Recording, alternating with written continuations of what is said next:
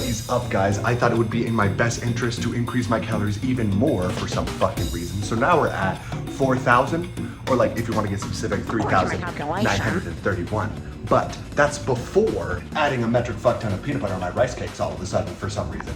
I was gonna do pancakes, but then I wrote a meal plan and I didn't put the pancakes in, so I bought peanut butter for no reason. So I was like, fuck it, we'll just put it on my rice cakes, call it good. There's honey on there, but the honey adds like no calories. It's basically just flavor. So we got that, and we got the fucking chicken and rice. A bunch of fast digesting carbs. Can't forget about the goddamn banana chips that I've been craving for like 77 months. It's a lot of food, low key, but it's fine. I'm at 201.8 now, so we just kind of keep going up. We're gonna stick with 3,931 calories, and we're gonna see where my body kind of lands. I'm gonna hope it lands somewhere, because I honestly don't know what the fuck is going on.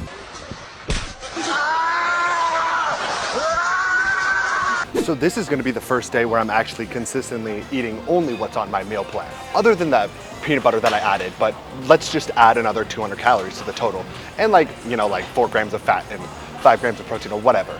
It's a minuscule amount. Anyways, what I was doing previous days is I was kind of just eat maxing, sort of just kind of eating what I'm supposed to eat, just like higher quantity and whenever the fuck I want to. And then I would like take a nap and then wake up and repeat, stuff like that. My day-to-day is literally eat and watch anime and then continue to watch anime. And then when my back starts hurting in my chair, I switch to my bed, watch anime, fall asleep or don't fall asleep, eat, and that's my entire day. And then if I have gym, I'll go gym and then I'll just repeat. That's literally my life for the past like 4 days.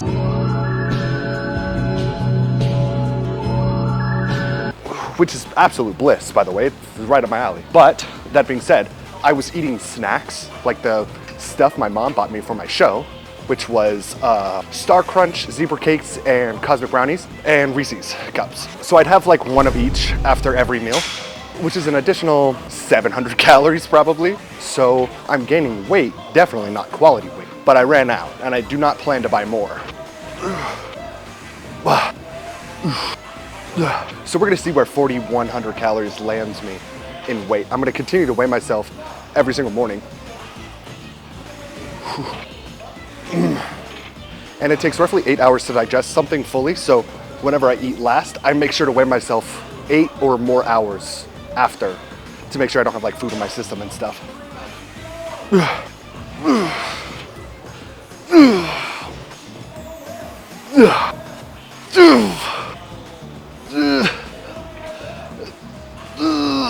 Okay.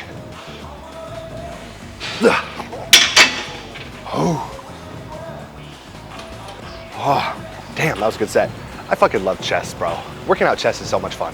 So here's my current concern with my whole bulking situation. Is it a piece of cake to eat 4,200 calories because of the novelty of like, my body hasn't had food in 5 months? Or is it the fact that I'm bigger now, which means more calories are easier? But the thing is, I've always struggled with getting around the 200 mark, but then I just fucking explode past it out of nowhere. I'm concerned that eventually, once this whole like food tastes amazing and everything is easy to eat, once that has passed and my body's kind of adapted to having food in its system again, it's gonna become ridiculously hard to gain weight. Because think about it long term. If I'm shooting for 0.5 pounds per week, that means I have to continuously incrementally increase my calories over time. My end result is not gonna be 4,500. It's gonna be like 6,000 at the very end, I feel like.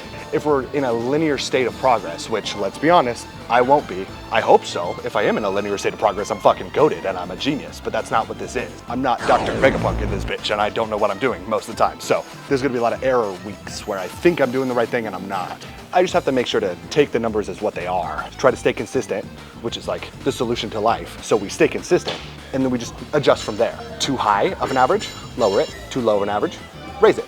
I think it's that simple, honestly. We just have to make sure we're not wasting months of time, because that's what I always did on the bulk. I would give up because I was fucking mad that I was getting fat, so then I would get all insecure and I'd stop eating. What a waste of time. I would do that shit for like 3 months at a time. It's ridiculous. But that was old me. New me's here. Ugh. With the whole mentality of just eat, bro, you know? It's easy right now. Just like how cutting at the start was easy, but eventually the difficulty will increase, obviously. And hopefully my solution to that difficulty will be like a sort of mini cut metabolism / insulin sensitivity reset for like 2 weeks. Kind of like how I was doing refeed days on my cut is gonna be like a reverse refeed day on the bulk, which will hopefully have good results. I've never tried that before. But we don't need to do that yet, because like I said, eating calories is easy, and I'm gaining weight easy, so we're good. My body just wants to put on weight right now. Probably not the best of quality, but I gotta stop yapping mid-set, because I forget to count. So since I told you guys I have literally no life and I've been spending 100% of my time eating food and watching anime, here's what I have watched since last video. I'll go from what I first watched to Tune Into the Midnight Heart. Campfire cooking in another world is my absurd skill. Tamon's B-side, and You and I Are Polar Opposites. So I've watched and completed all of those. Isekai, not my thing, straight up. I'm gonna be so for real. I'm on a romance kick. I decided to switch it up a little bit because I saw it on the charts, and it was like up there on the anime charts, the campfire cooking one. And I was like, I've heard a lot about it. Nah, not my thing. It was all right for what it was. 6 out of 10. Tune Into the Midnight Heart, solid. I fucking loved it. 8 out of 10. It was genuinely good. Definitely unique, and I loved the main character. I loved the protagonist, the guy. I thought he was funny. Tamon's B-side is a reverse harem. And I was like, I was questioning on whether I would like that or not, because like a reverse harem, I could see that as being hella corny. I fucking loved it. I was shocked that I loved it, but I really did. It was quite enjoyable. The switch up was great, and following a female main character and having like the guys simp for her, it was fucking sick. It was awesome. I definitely recommend that one. That one was a 8 out of 10. You and I Are Polar Opposites.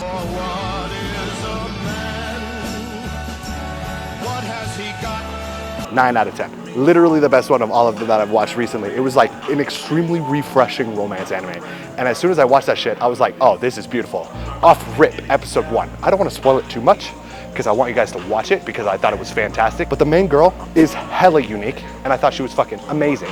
And the main guy isn't a dumb piece of shit like they are in most of the romance animes that I watch, you know, where they're like kind of brain dead and really stupid. What I'm watching now is, it's another corny romance, obviously. You can't be in a rom-com with your childhood best friends or something like that. I saw it on the charts. I'm gonna watch it. I'm gonna finish it in today, probably.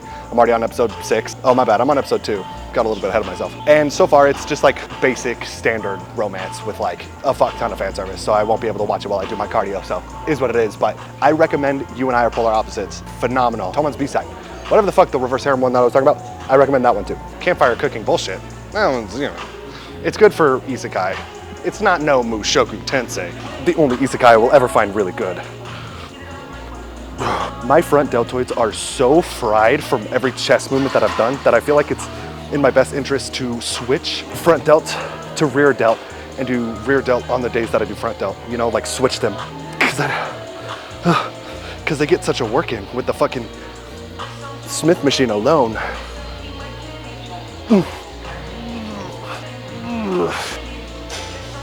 Nope. Okay, hammer curls. I was a little bit of a yapper today. I was talking to everybody. I had some people asking me about my show and whatnot. Most of the conversations end up in the same result. Like they don't, maybe I'm a little too hard on myself. How do I explain this? They're very congratulatory. Is that even a word? But it's like, I don't deserve the praise for getting 3 out of 5. You know, it's like, I don't know, maybe this doesn't feel right. They say, how's the show? I said, I got 3rd. They're like, wow, you podiumed. It's like, yeah, but like, dude, I gotta give myself a second. My front delts are still fried.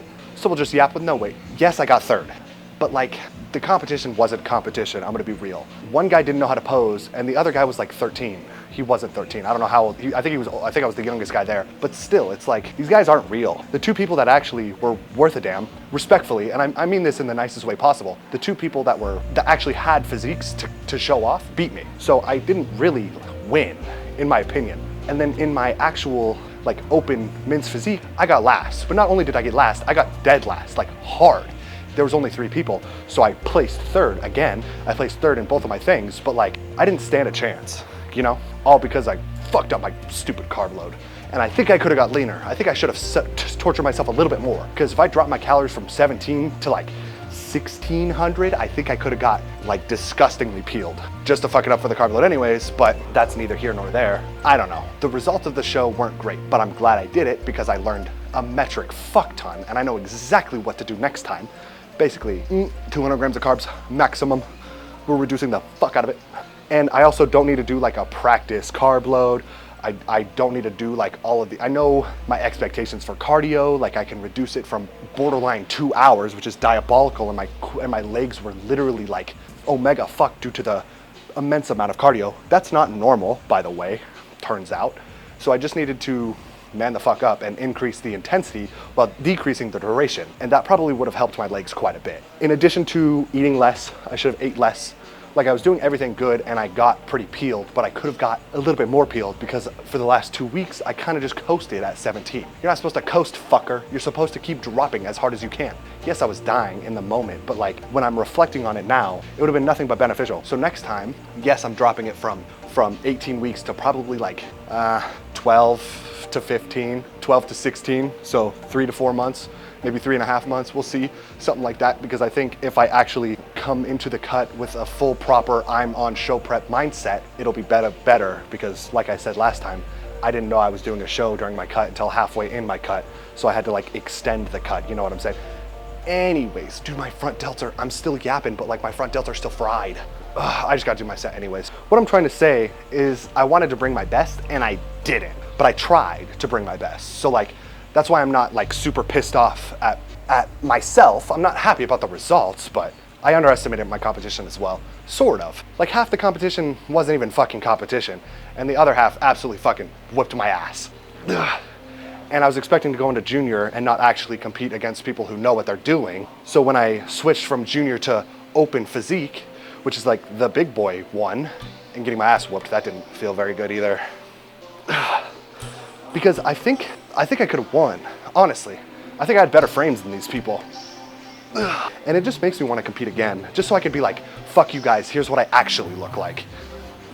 You know? But I think it's just my ego getting in the way, and it would be a huge waste of time. I need to use this time to get larger so that when I do my next show, it'll be just like, what the fuck happened between last show and this show? Goddamn, you know?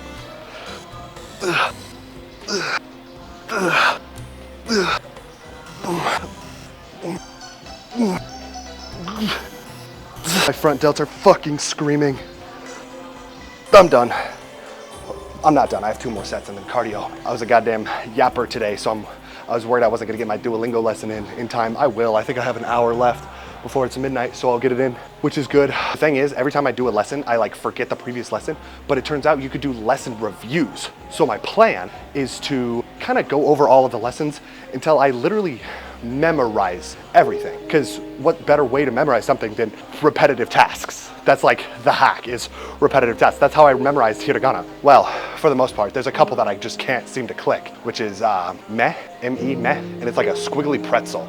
And then there's just nu and meh are very similar, and I always get them confused.